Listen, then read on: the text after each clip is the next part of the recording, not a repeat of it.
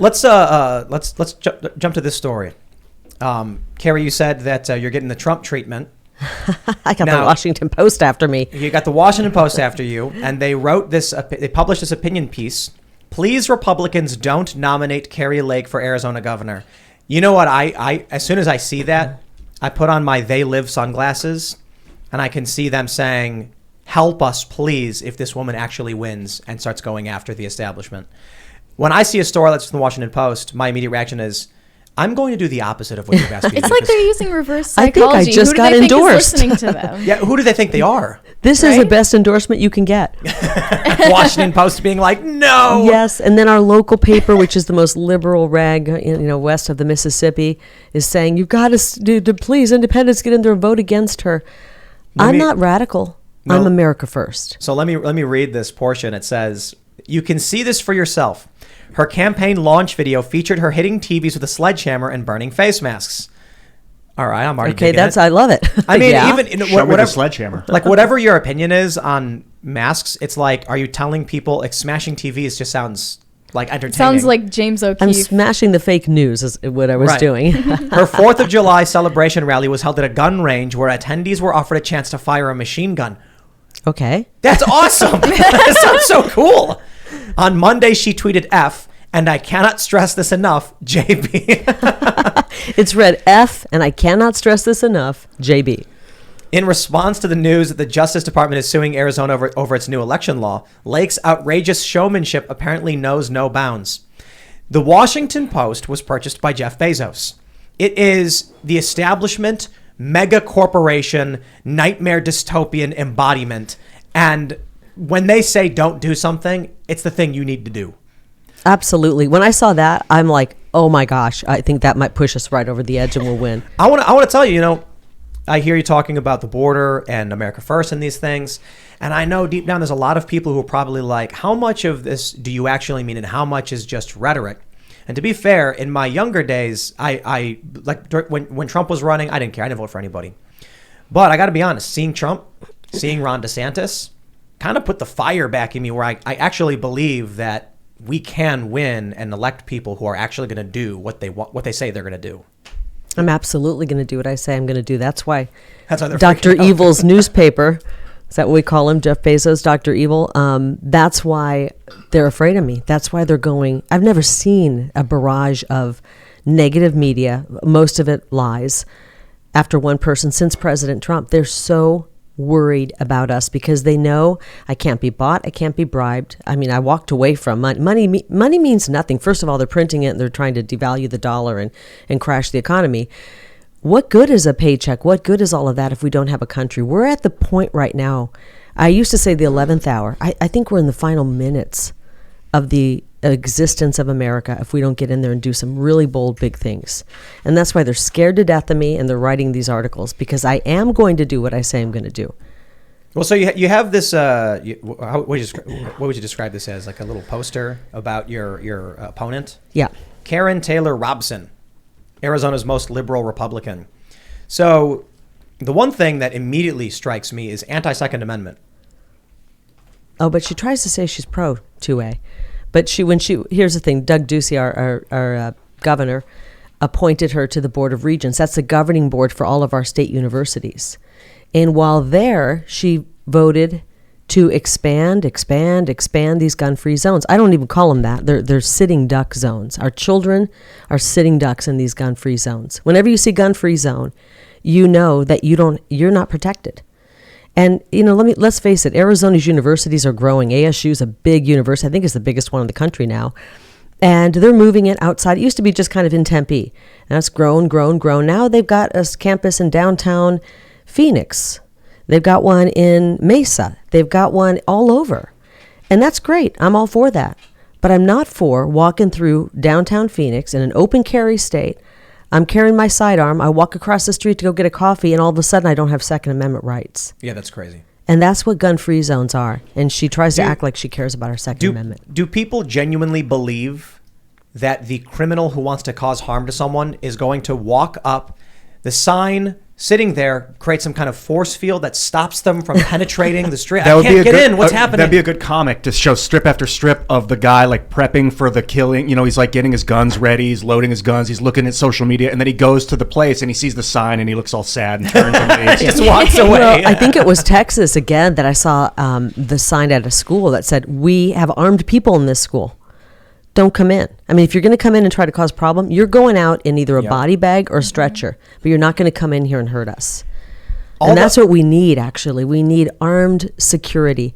We have armed security everywhere in this country. You go to a basketball game, you go to a mall, businesses have armed security. Where I used to work had armed security. But we don't have armed security for our little babies At at the school. very least, do not publicize that it's a disarmed area. That's insane. That's Yep. so crazy. You at least want to lie about it and pretend like you don't have weapons when you do, or you do when you don't. Right. In a gun-free zone where people don't have guns, when a bad person defies the sign and enters with a gun, who do the administrators call? People with guns Somebody with a gun. to come and help them. And every single incident throughout all time, the only way you stop somebody who's killing with a gun is somebody who's got a gun to stop them, or Well, another weapon to stop them. Well, you could have like a crack team of special agents who like climb through the vents and then jump down and like put them kind of headlock. Like in the movies? Like Yeah. in the movies. But I would just say realistically, it's people being armed. But Yeah. even with armed security, think about Parkland. Their armed Right. security didn't save them. And then Uvalde, they called the cops. The cops didn't help them. It was, I think, What are we moms supposed and to dads conclude were from trying that? to get in. Moms and dads were trying to get in. Armed Texans were trying to get in. Some Right. did. And the cops were stopping them. So the administration of the law as they've been doing it clearly isn't working. We, the people, need to protect ourselves, and that's why we need the Second Amendment. I truly believe that the only reason we have a country right now, because everything else has fallen to pieces, is because that Second Amendment. It's the only thing keeping us a country right now. We don't have freedom of speech. Our First Amendment rights have been trampled. Our churches got shut down. Yep. I know I don't feel like I have freedom of speech like some people do. Everywhere I go, I ask people, how do you feel about your First Amendment rights? Are they fully intact? Do you have them? Do you have perfect First Amendment rights right now? And nobody raises their hand. Where's the redress of grievances? You know, how do we handle that? Because that doesn't seem to be happening. No, you're right. Yeah. But our Second Amendment is what's keeping us a country. The minute they take that, and they're trying right now, we do crumble, and we will not give those rights up. And I'm not speaking like a normal politician. I'm not a politician. I guess they can call me that now. And so I don't poll things before I ask, but I do look to the Constitution, and this we're not letting go of. They can try and they say, oh, it was written by slave owner, all this garbage they're trying to say about our Constitution, and this is the only document that we should be looking to save our country right now. A lot of people have talked about national divorce. What are your thoughts on that? Have you heard people talking about that? Tell me what that is. I've heard a little bit about it. Well, there are people who believe that we're headed towards a civil war unless there's an amicable split. And these blue states just form their own union and the red states form their own union. So this, the peaceful divorce, some people have referred to it as. I think you go back to sovereign states and then you decide where you want to live. If what you see in California is what you like, then you stay there. If you don't, you go to a state like Arizona. And I don't know if that's what you're referring to as a national divorce, but that's a great way that's to federalism, decide. Right? Yeah. The idea that the states are sovereign, there's a weaker federal government, and that's great. I actually support that. The issue is, right now, the Democrats are losing their minds because the Supreme Court said we do not have the authority to dictate what states do as it pertains to abortion. Congress would have to codify something, but for the time being, it's to the states. So you have activists in blue states demanding that red states live the way they want them to live. If you have Arizona or Texas or Florida saying, you guys do your thing and we'll do ours, but then California, Illinois, and New York are saying, no, you will do as you're told, then it seems inevitable there's going to be some kind of clash. You can't function that way, right? No, you can. You just say, well, I'm sorry you feel that way, but we're going to do our thing. We're going to do it the Arizona way. But this would be... Are you suggesting they're going to take, violence against us because we're doing things the Arizona way? It gets to a point where the federal government is shown to have the emperor has no clothes, right? Mm-hmm. I suppose the lightest view of it would be the Supreme Court says what California, or not even the Supreme Court, what California is doing with an immigration sanctuary state. They're letting these people come in. Here's the problem. California is allowing illegal immigrants in mass. They're giving them free health care. In New York, they're even trying to give them the right to vote, but that got blocked by a judge. Presidential votes go through the Electoral College. Congress, our laws in this country, go through congressional districts. Mm-hmm. Congressional districts are set not by the amount of citizens, but by the amount of people in general. So when California allows non-citizens in, they get more presidential votes and they get more votes in Congress. Stealing the rights of, say, the people of Arizona. That is a problem. Mm-hmm. And so you now recently California's lost a ton of their population. So they're coming to Arizona. Yeah, they lost a congressional seat. But you look at what some of these states are doing when they're like, we will not abide by federal law. And eventually it starts breaking down. I don't know where it goes. But I also know that in New Hampshire, I think it's New Hampshire. So you're not saying the illegal population grows and the illegal population is voting. They're not allowed to vote. They don't need to vote. Even though the Department of Justice is trying to fight us on that in Arizona right now, we will fight them right back. But you're saying just the population growth when we do the census gives them a free congressional seat. A new seat, yeah. And it was just before the latest census, California, I believe, was estimated to have one extra congressional seat based on allowing illegal immigrants in the state. That means the citizens of Texas, of Arizona, of Florida lose voting power at the federal level because the members of Congress is locked in. They lose representational power because of non-citizens being illegally allowed in the country. This is why President Trump wanted to have that question on the census. That's right. And it's a fair question. It's a fair question. It does hurt other states. Mm-hmm. And he wasn't allowed to do that. Think about who fought him on that. Yep.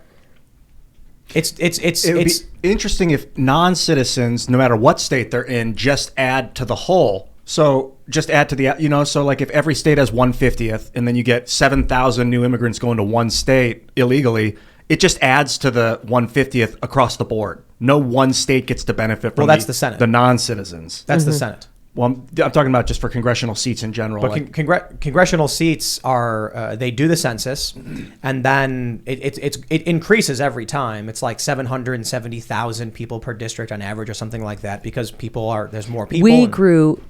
we had a huge population growth, and we did not get an extra seat.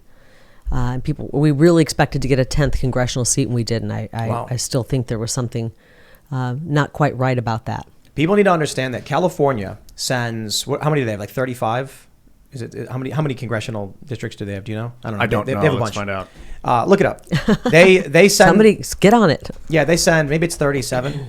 Let's see what you got. What's the number? Fact check. I'm so glad I learned how to type in high school. That's one of those skills you need, right? So fast. That's one of the greatest classes I took as well. It reduced from 53 seats to 52. I was wrong. 52? Wow. What was 53? You just flipped them. You said 35. This is per the 2020 census. Sending 52 people to vote in Congress, and you're wondering why it is Democrats have so much power in Congress. Mm-hmm. California is not cooperating on immigration laws. They're offering benefits to non-citizens like healthcare and schooling. They're incentivizing more people to come. Then the census happens.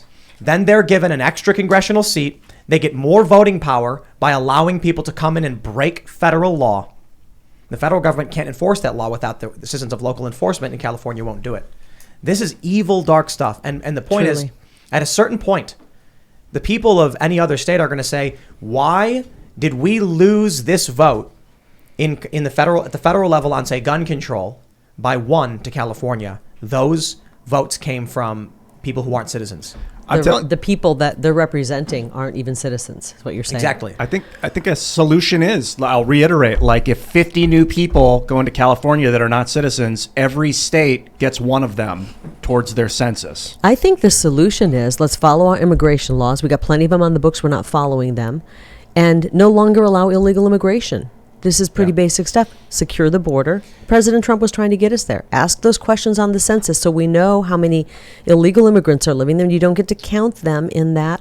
Well, I hear what Ian's saying. I hear your idea. Like, if 50 illegal immigrants go to California, then every state gets to count one of those people towards their state. Yes. Here's what we got to do. On the census, we need them to fill out a question as to whether or not they're citizens. And they could lie, though. Well, otherwise we wouldn't know. So Donald Trump, you know what? He would have done that when he said he wanted the citizenship question on the census. And they blocked him and said he couldn't do it. How insane is that? That's because they didn't want ICE to go round people up and rip up families, basically. I think it was more of what is the job of ICE? Go break up families and send people out of the country. Break up families. Well, rip up. What is the legitimate, actual job description for to throw ICE? illegal immigrants out of the country, essentially. It is immigration and customs enforcement. Yeah. So sometimes there's a person who's not a citizen who kills someone. They go and arrest him. It's not about hunting down anybody or breaking up families. Well, if they know someone's there illegally, then they have a duty to go enforce the law, extricate them. To enforce the law. Yes, enforce the law. Well, they should enforce the law. In certain situations, but in some situations, when the kid's been born in the United States, is 17 years old, and the mom's 50, born in the US, but an illegal citizen. Yeah, but if the mom's 50 and not, you go there and remove a 50-year-old mom, and then the 17-year-old has no mother. Like, that's unethical. At least you could argue. I think the challenge is that argument it's an emotional argument that perpetuates the crisis and creates more suffering. Right, and keeps people from wanting to really deal with the more common issue, which is people pouring across the border illegally.